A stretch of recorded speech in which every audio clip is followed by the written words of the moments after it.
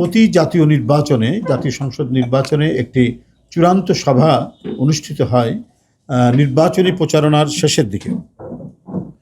নির্বাচনী প্রচারণার শেষ পর্যায়ে এসে সেটি সেই একটি প্রজেকশন মিটিংয়ের মতো একটি জনসভা অনুষ্ঠিত হয়। সববারই হয়েছে।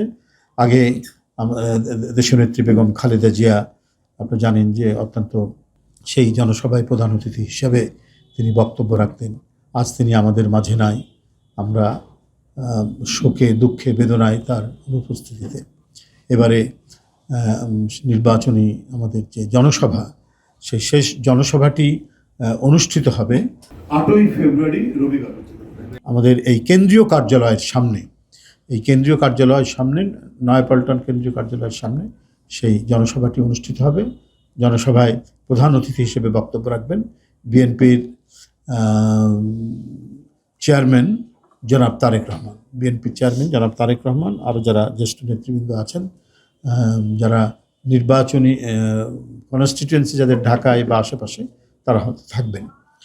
আমরা আশা করি যে আগামী নির্বাচন, 12ই ফেব্রুয়ারির নির্বাচন শান্তিপূর্ণ হবে, ইনক্লুসিভ হবে এবং ভোটাররা যে দীর্ঘ 16-17 বছর তাদের ভোট দান থেকে বঞ্চিত হয়েছিল, সেটার অবসান হবে এবং তারা তাদের পছন্দসই ব্যক্তিকে ভোট দিতে কোনোভাবেই তারা কুণ্ঠিত হবেন না।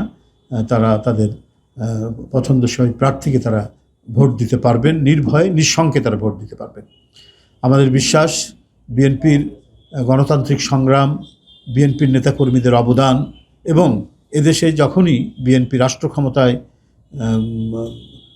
গেছে, অবস্থান করেছে, রাষ্ট্র ক্ষমতায় গেছে, সববারই বিএনপি জনগণের সমর্থন নিয়ে, জনগণের রায় নিয়ে গেছে এবং বিএনপি আজও সাধারণ মানুষের মধ্যে এত জনপ্রিয় যে বিপুল জনপ্রিয়তা লাভ করেছে, সেটা হচ্ছে ক্ষমতায় থাকাকালীন জনকল্যাণে, মানব কল্যাণে এবং দেশের গঠন, পুনর্গঠন এবং উন্নয়নে এক অনন্য সাধারণ অবদান বিএনপির রয়েছে। তো এই কারণেই আজও বিএনপি এত নিপীড়ন, নির্যাতন সহ্য করেছেন ফ্যাসিবাদের দ্বারা। রাতের পর রাত, দিনের পর দিন গুম, খুন এবং অকাতরে বিএনপি নেতাকর্মীর বিরুদ্ধে মিথ্যা মামলায় নির্যাতন করার পরেও বিএনপিকে দমন করতে পারেননি। বিএনপি এবং এর অঙ্গ সংগঠন কর্মীরা কেউই তাদের এই নিষ্ঠুরতম নির্যাতনের মধ্যেও তাদেরকে পদানত করা যায়নি, মাথা নত করানো যায়নি, বরং চির উন্নত মমশির হিসেবেই তারা থেকেছেন। কারণ তাদের নেতৃত্বে ছিলেন দেশনেত্রী বেগম খালেদা জিয়া। কোনো লোভ প্রলোভন, কোনো ধরনের হুমকি যার হৃদয়কে স্পর্শ করতে পারেনি, যার মাথাকে কোনোদিন নোয়াতে পারেনি।